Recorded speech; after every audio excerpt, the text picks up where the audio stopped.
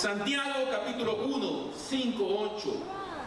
Dice la escritura así: si alguno de vosotros tiene falta de sabiduría, pídala a Dios, el cual da a todos abundantemente y sin reproche, y le será dada. El verso 6, que va a ser nuestro texto para esta mañana: pero pida con fe, no dudando nada, porque el que duda es semejante a la onda del mar, que es arrastrada por el viento y echada de una parte a otra. Ni piense pues quien tal haga que recibirá cosa alguna del Señor. El hombre de doble ánimo es inconstante en todos sus caminos. Esta es palabra de Dios para el pueblo de Dios. Vamos a orar. Comenzamos esta serie el domingo pasado sobre pedir sabiduría a Dios. Sabiduría es algo que necesitamos, pero la sabiduría que viene de Dios. La sabiduría no es solamente retener información, usted sabe. La sabiduría no es solamente tener un buen coco para resolver ciertas situaciones, para acumular información, para aprender cosas nuevas. Pero la sabiduría es una virtud que da Dios, especialmente a los hijos de Dios, que es a quien vamos a hablarles ahora. La sabiduría que viene del cielo, la sabiduría que te da Dios, no es la sabiduría del mundo, es la sabiduría de Dios. ¿Qué haces con las cosas que Dios te da? ¿Qué haces? ¿Cómo hablas? Ahí se ve la sabiduría en nosotros. Gloria a Dios. Y el consejo que nos da la Escritura es que la sabiduría que viene de Dios debemos de pedírsela a Dios. Esta sabiduría usted no la aprende en las universidades. Esta sabiduría usted no la encuentra en los libros de texto. Esta sabiduría usted no la aprende en el seminario. Esta sabiduría usted la aprende de Dios, aleluya, porque Dios se la da. Es una sabiduría que usted recibe cuando usted la pide, cuando usted la busca, cuando usted dobla sus rodillas y le dice: Señor, necesito de tu sabiduría. Usted se acuerda, Salomón, aleluya. Usted se acuerda, Salomón, con todo su poder, con toda su gloria, con toda su majestad, su poderío militar, su poderío económico. Pero cuando Dios le pregunta, cuando va a tomar el trono, y le pregunta: ¿qué quieres? Y él solamente le dijo: yo necesito sabiduría para gobernar. Yo necesito sabiduría para tomar decisiones, porque son decisiones difíciles que van a afectar a toda una nación. Necesito la sabiduría de Dios. Gloria a Dios. Y dice la Escritura que esa sabiduría hay que pedírsela a Dios solamente. Pero fíjense lo que dice la Escritura, y quiero que aprendamos en esta mañana, hermano. Necesitamos aprender. Necesitamos aprender, hermano. Cada vez que yo hablo la Biblia y hablo con Dios, yo aprendo cosas nuevas que yo digo: ¿cómo esto estuvo todo el tiempo ahí? ¿Por qué no lo vi? Pero quiero que miremos y quiero que saquemos los tesoros que hay en este texto. Dice la Escritura: la sabiduría de Dios se le pide a Dios. No se la pida al mundo, no se la pida al hermano, no se la pida al pastor. No, la sabiduría se le pide a Dios. Gloria a Dios. Pero fíjense cómo se le pide a Dios. Dice: pero pida con fe.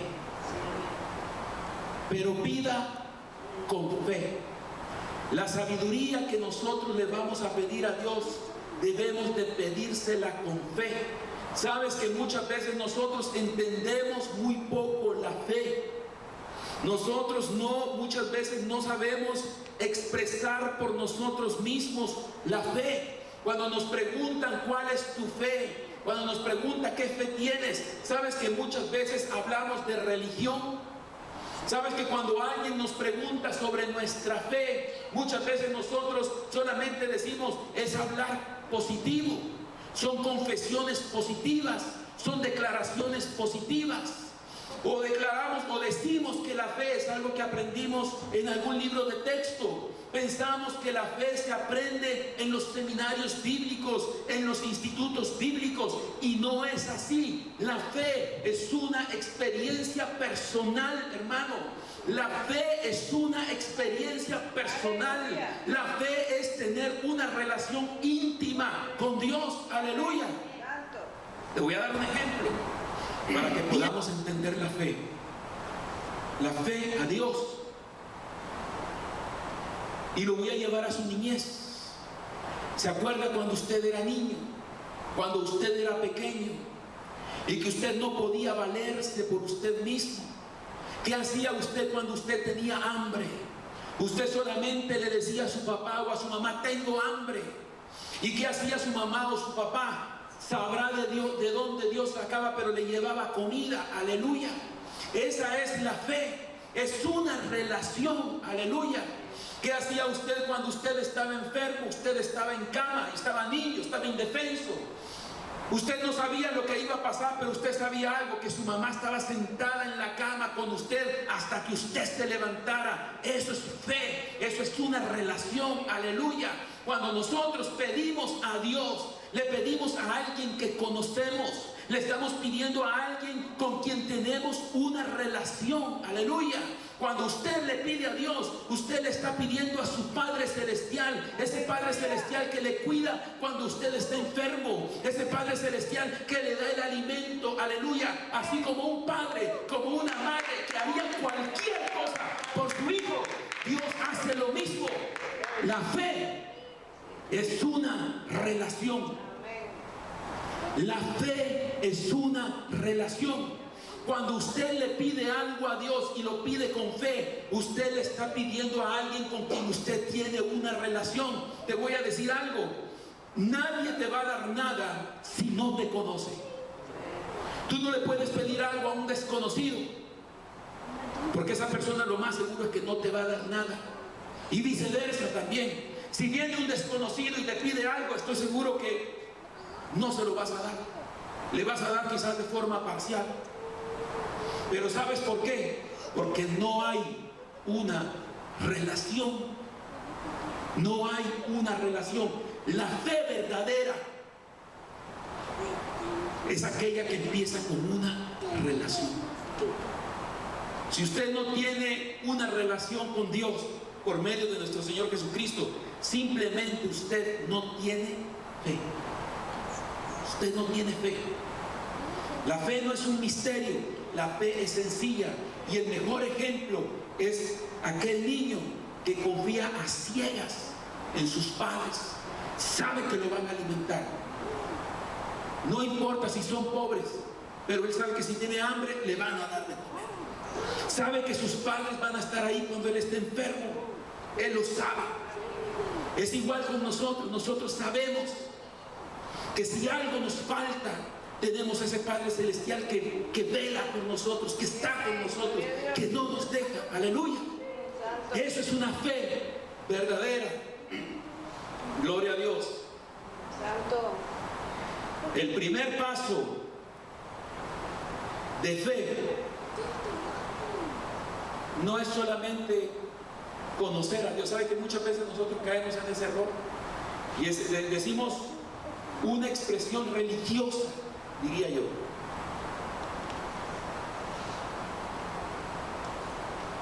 Una expresión religiosa es cuando decimos: yo conozco a Dios. ¿Ha escuchado que generalmente nosotros los evangélicos usamos mucho ese término? Yo conozco a Dios. Sí, yo conozco a Dios. Pero ¿sabes qué dice la Biblia? Que eso no es suficiente. ¿Sabes qué es más poderoso? Que Dios te conozca. Te voy a dar una escritura. Gálatas 4:9. Fíjate lo que dice. Mas ahora, fíjate lo que dice Gálatas 4:9. Mas ahora, conociendo a Dios, y corrige, más bien siendo conocidos por Dios. Siendo conocidos por Dios. ¿Sabes qué dice la Escritura?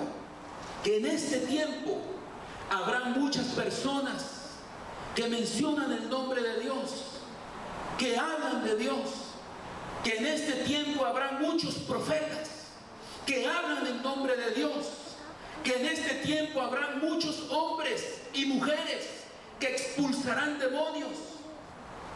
Habrán hombres y mujeres que harán muchas señales. Eso dice la Biblia, en el Evangelio de San Mateo. Y que un día vendrán delante de Dios, delante del Señor, y le dirán: Señor, en tu nombre hablamos, en tu nombre predicamos, en tu nombre hicimos muchas señales, en tu nombre hicimos milagros, en tu nombre expulsamos demonios. Y fíjate lo que les va a responder el Señor a muchos de ellos: apártate de mí, porque no te conozco. No sé quién eres, no sé en nombre de quién hablaste, pero en mi nombre no hablaste. No sé quién eres. No es importante conocer a Dios, sí, pero es más importante que Dios te conozca a ti. Muchas veces nosotros estamos aquí y estamos diciendo tantas cosas solamente de los labios para afuera. Estamos cantando muchas veces, estamos diciendo amén a todo lo que dice el predicador, estamos diciendo aleluya, Dios es bueno, y nuestros labios están declarando tantas cosas, pero en nuestra condición muchas veces Dios no sabe quiénes somos, Dios no nos conoce, porque muchas veces no somos parte de su pueblo. Pero en esta mañana yo te digo, Dios tiene que saber quién eres tú. Tienes que rendir tu corazón a Cristo. Tienes que entregar tu vida a Cristo. No solamente entregues tus palabras, no solamente entregues tus bienes, no solamente entregues las cosas materiales, pero entrega tu corazón. Que Dios te conozca. Gloria. Que Dios te conozca. Siendo conocidos por Dios. Mi hermano, tú sabes quién es el gran desconocido en la iglesia del siglo XXI. Dios. El gran desconocido en la iglesia de nuestros días es Dios. Hay en muchos lugares, hermano, donde se están celebrando cultos de adoración, pero mucha de esa adoración es superficial. Mucha de esa adoración está enfocada en ellos mismos. ¿Sabe que hoy día los predicadores ya no están preocupados por una predicación bíblica? Muchas veces los predicadores ya no están preocupados por predicar la sana doctrina. Ellos están preocupados solamente que todo funcione bien en el templo, que cada quien esté en su lugar, aleluya, que los instrumentos se escuchen bien. Está bien eso. Yo no estoy en contra de eso, que tengamos las cosas ordenadas, pero que no perdamos el objetivo, que no perdamos lo más importante. Lo más importante es darle la gloria a Dios, que su nombre sea exaltado, que su nombre sea glorificado. De nada sirve que nosotros tengamos templos bonitos si Dios no está en ellos. De nada sirve que tengamos congregaciones abarrotadas con miles de personas, pero no se les está predicando el evangelio de Cristo. Solamente se les está enseñando un evangelio ligero, aleluya, pero no se les está llamando al arrepentimiento, no se les está llamando a la santidad, no se les está confrontando con la palabra, no se está confrontando su pecado. El gran ausente en nuestras iglesias es Dios. Es Dios. Eche un vistazo, prende el televisor y mire esas grandes congregaciones, y usted se va a dar cuenta que solo entretenimiento. Ya no hay presencia, ya el Espíritu Santo ya no está ahí, ya no hay altar, aleluya, ya no hay fuego, ya nadie viene al altar y dobla sus rodillas en quebrantamiento y derrama lágrimas por el pecador, por el perdido. Muchas veces somos iglesias superficiales. Aleluya. Gloria a Dios. La fe verdadera, dice la Escritura, que pidamos con fe, pero en este tiempo no hay fe. En este tiempo la iglesia ha cambiado la fe por el entretenimiento, En este tiempo la iglesia ha cambiado la fe verdadera por la producción. Nunca en la historia, hermanos, si usted mira los comienzos de la iglesia, cómo comenzó la iglesia, fue una iglesia con poder que hizo temblar al imperio romano. La iglesia de hoy no hace temblar a nadie, hermano. No hace temblar a nadie. La iglesia primitiva hacía retroceder las tinieblas. Mire cómo estamos ahora, aleluya, con tanta maldad, con tanta crueldad, cómo se persigue a la gente con crueldad, con saña. Pero la iglesia no derrama ni una lágrima, aleluya. Hasta ahorita yo no he visto a nadie, a un predicador decir, a uno de esos grandes, flamantes predicadores decir, vamos a entrar a un ayuno, pueblo cristiano, para cambiar las cosas.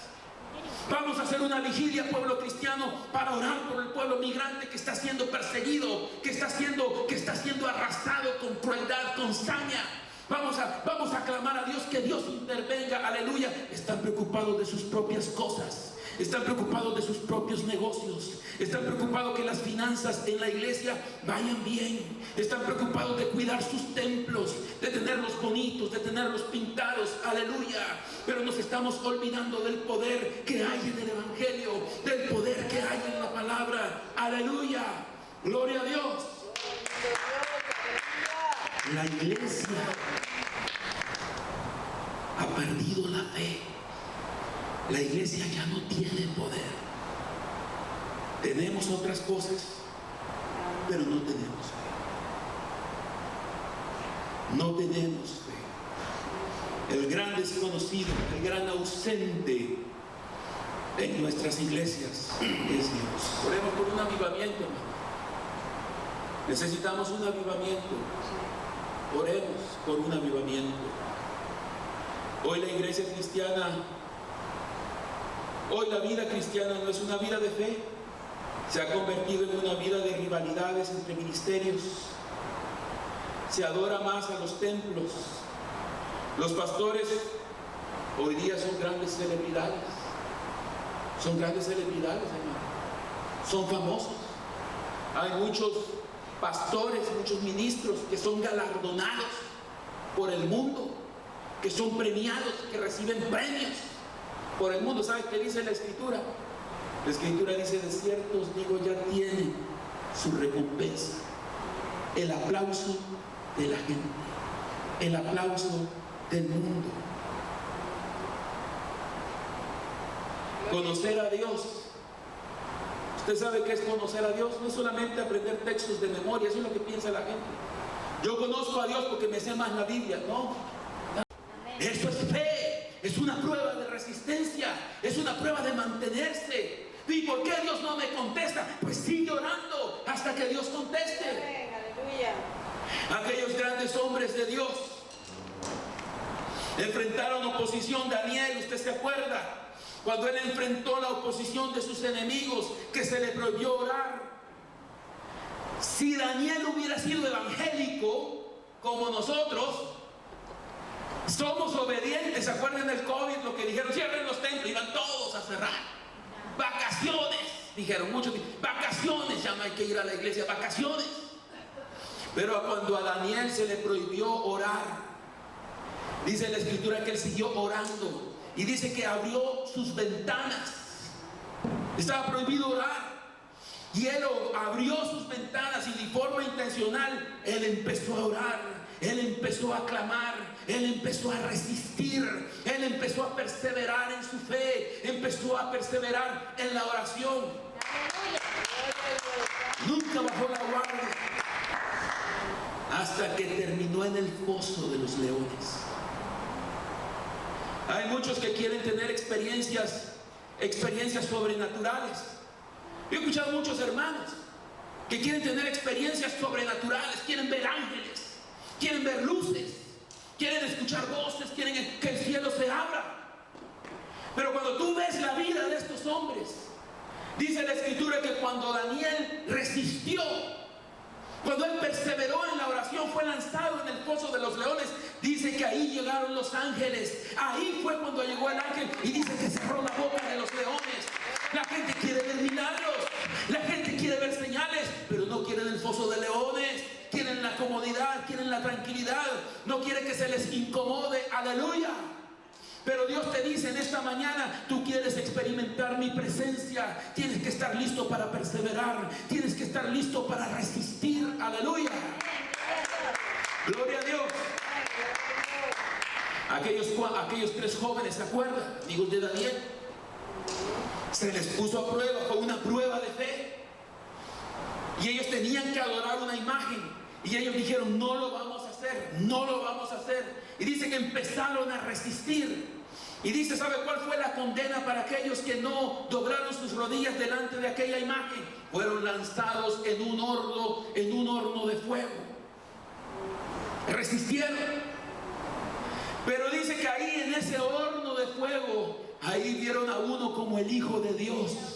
Ahí vieron a Dios, aleluya. Nosotros queremos ver a Dios, pero no queremos el horno de fuego. Nosotros queremos experimentar las cosas milagrosas. Queremos experimentar grandes cosas, pero no queremos ser sometidos a la prueba. No queremos resistir, mejor cedemos. Cedemos a nuestros deseos, cedemos a nuestros antojos, cedemos a nuestra carne, hasta que nosotros aprendamos a resistir, hasta que nosotros aprendamos a perseverar, hasta que nosotros estemos dispuestos a pasar por el horno de fuego. Entonces vamos a ver al Hijo de Dios, entonces vamos a ver la luz, entonces vamos a ver milagros, entonces vamos a ver un avivamiento. Gloria a Dios, santo. Gloria a Dios.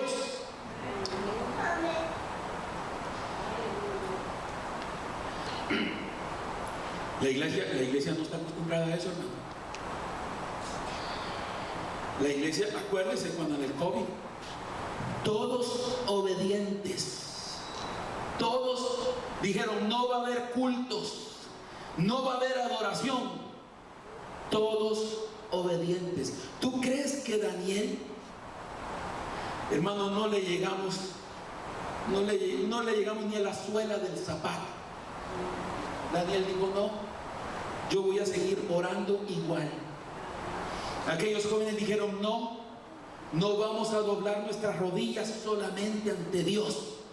Y si nos lleva al horno de fuego, pues ahí Dios va a ser glorificado. Gloria a Dios. La fe es resistencia, hermano. La fe es resistencia, es resistir. No podemos decir tener fe y no resistir. Ni siquiera resistimos a nuestros propios deseos. Hay que resistir. Esto es fe, es una fe verdadera. Dice la Escritura, pida con fe. Pida con fe. Resista la oposición. Resiste el desánimo. Y ya para terminar, fe es rendirse a la voluntad de Dios. Fe es rendirse a la voluntad de Dios. Hermano, si usted no se rinde a la voluntad de Dios, simplemente usted no tiene fe. Fe es decir, Señor, yo me rindo a tu voluntad.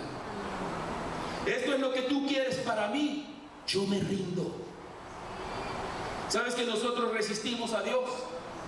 ¿Sabes que muchas veces Dios nos está llamando a hacer ciertas cosas?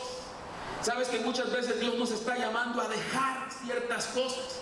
Pero nosotros ponemos resistencia con Dios y no queremos someternos a la voluntad de Dios, no queremos. Pero la verdadera fe, la fe verdadera es aquella que se rinde a la voluntad de Dios, es aquella que dice, Señor, si esta es tu voluntad, lo voy a tomar. Amén, amén, aleluya. Fíjate, te voy a decir algo para que puedas entender el Evangelio. Hoy va a entender el Evangelio, hoy va a entender la fe. El Evangelio no es riqueza ni prosperidad, nada que ver. El Evangelio no son casas bonitas. ¿Sabes que yo he escuchado muchos cristianos y me da pena cuando yo escucho, es que el sueño de mi vida es tener una casa de 5 cuartos con una alberca y con un acre? ¡Qué bonito! Y ese es el sueño, es mi mayor aspiración. Y me da tristeza cuando yo digo, pero tan superficial. O cuando cristianos dicen, es que el sueño de mi vida es manejar un carrasco de una troca. Este es el sueño de mi vida. Es que el sueño de mi vida es ganar tanto, es tener el mejor empleo. Ese no puede ser el sueño de tu vida, mi hermano. El sueño de tu vida es conocer la voluntad de Dios, es conocer a Cristo, aleluya. ¿De qué te sirve tenerlo todo si no tienes a Dios, si no lo conoces? El verdadero evangelio, hermano, el evangelio no tiene que ver con dinero. Eso está claro, clarísimo. Y cuando hablábamos de buscar el reino de Dios, dijimos que todas las cosas materiales son cosas añadidas, son cosas extras, son cosas extras. Tu casa es extra, es añadido. Tu carro es añadido, está bien, gloria a Dios. Pero no debe de ser tu sueño, no debe de ser tu mayor aspiración. Tu mayor aspiración es conocer a Dios, que Él te conozca, ser conocido por Dios. Este es el evangelio. Todos los íconos que tenemos en el cristianismo tienen un mensaje. Por ejemplo, aquí no tenemos, pero si usted va a otro lugar, usted va a encontrar una cruz. Una cruz. ¿Usted sabe cuál es el significado de la cruz? Es bien fácil. El significado es muerte. En la antigüedad, la cruz era un instrumento de muerte. Todo el que iba a la cruz era a morir. ¿Entiendes el mensaje? ¿Entiendes el mensaje? ¿De qué se trata el evangelio? De que muramos a nosotros mismos, de que muramos a nuestros deseos, de que muramos a nuestras aspiraciones, de que muramos a nuestros sueños. Hablamos de sacrificio. ¿Tú sabes qué quiere decir sacrificio? Lo mismo quiere decir morir. Morir. Cuando nosotros decimos, quiero ser un sacrificio para Dios, quiero ser un sacrificio vivo, tú estás diciendo, quiero morir. Quiero morir a mis deseos. Quiero morir a mis anhelos. Quiero morir a mis sueños. Quiero morir a mis metas. Aleluya. Cuando hablamos de altar, ¿verdad que hablamos muchas veces de altar? ¿Tú sabes qué era un altar en la antigüedad? En el altar se derramaba sangre. El altar era el lugar donde se derramaba la sangre de aquella víctima que moría, de aquel animalito. Se derramaba hasta la última gota. Es un símbolo de muerte. El altar es un símbolo de muerte. Ese es el evangelio. Hermano, hoy día nosotros no entendemos el evangelio. No conocemos el evangelio. Muchas veces pensamos que el evangelio se trata de que nos vaya bien, de que estemos bien.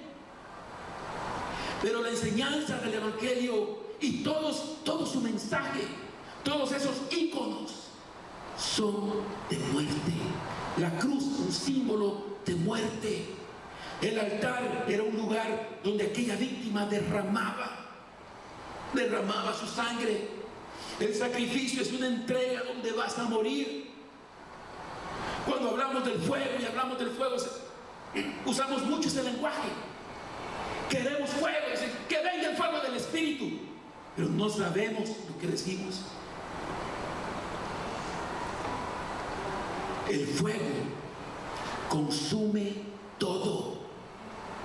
Yo no entiendo cómo puede haber personas que dicen que quieren el fuego del Espíritu y que sienten el fuego del Espíritu, pero siguen viviendo en sus pecados. Hay personas que dicen quiero el fuego del Espíritu y que hablo lenguas y que hago esto y que tengo estos dones, hermano, pero son personas groseras, son personas mal habladas, que no tienen temor de Dios, que no tienen respeto por los demás. El fuego consume, el fuego purifica. El fuego consume lo que hay en ti, consume tus deseos. El fuego consume tus pecados. El fuego consume tus malos pensamientos. Cuando nosotros decimos quiero el fuego del Espíritu, estamos diciendo quiero que ese fuego de Dios me consuma, que consuma mis deseos, que consuma mis anhelos. Quiero vivir para Dios. Aleluya. Santo. Gloria a Dios. Te adoramos, Señor. Para terminar, la fe. Voy a acortar. Está bien bonito este mensaje, me gusta mucho. Pero voy a acortar unas cositas porque el tiempo se nos va. La fe, fíjate bien, la fe verdadera llama las cosas que no son como si fueran. Aleluya, así es. Esa es la fe. Amén. ¿Usted se acuerda cuando Jesús va a sanar a un enfermo? Está muy grave, va a morir. ¿Y sabe qué dijo Jesús de la enfermedad? Dijo, esta enfermedad no es de muerte. Esta enfermedad es para que Dios sea. Esa es la fe. Sí, amén. La fe ve las tragedias para que Dios se glorifique. Aleluya. Dios ve la enfermedad. Nosotros, de fe, vemos la enfermedad y vemos a Dios glorificándose en la enfermedad. Nosotros que somos de fe, vemos la muerte y decimos como Pablo, para mí el morir es ganancia. Aleluya. Esa es la fe, llama las cosas que no son. El hombre y la mujer de fe nunca andan diciendo, ay, qué mala suerte, se enfermó el hermanito. No, el hombre y la mujer de fe dicen, esa enfermedad es para que Dios se glorifique. Aleluya. Dios va a hacer un milagro, Dios lo va a levantar. Esa es la verdadera fe. Gloria. En Hechos capítulo 5 dice, fíjate, alguno hubiera dicho, pobrecitos los hermanos, les está yendo mal. Pero dice que los apóstoles en cierta ocasión cuando ellos predicaban, dice que fueron arrestados, fueron llevados al concilio, dice que fueron azotados. Y en aquel entonces les daban 39 azotes. Imagínense, 39 azotes con la espalda limpia. ¿Se imaginan los latigazos? Pero dice la escritura en Hechos capítulo 5, dice que cuando ellos salieron de ahí después de haber sido azotados y castigados, ellos salieron con gozo, dice, de haber sido tenidos por dignos de padecer la afrenta por causa del nombre. La fe llama las cosas que no son como si fueran. Quizás otros dirían, qué tragedia, son perseguidos, pero ellos dicen, no, gloria a Dios, porque somos dignos de padecer por el nombre. En esta mañana, hermano, cambia tu lenguaje y usa un lenguaje de fe. Nunca digas qué tragedia, nunca digas qué mal, mejor di, es para la gloria de Dios. Si estoy enfermo es para la gloria de Dios, porque Él se va a glorificar, Él me va a levantar. Él me va a levantar. Y terminamos, pedir con fe. No es solamente hacer declaraciones positivas, hermano. No es solamente decretar. Pedir con fe empieza con una relación. Pedir con fe es ser conocido por Dios. Si nosotros queremos cambiar nuestra comunidad, queremos cambiar nuestra iglesia, queremos un avivamiento, necesitamos la fe verdadera.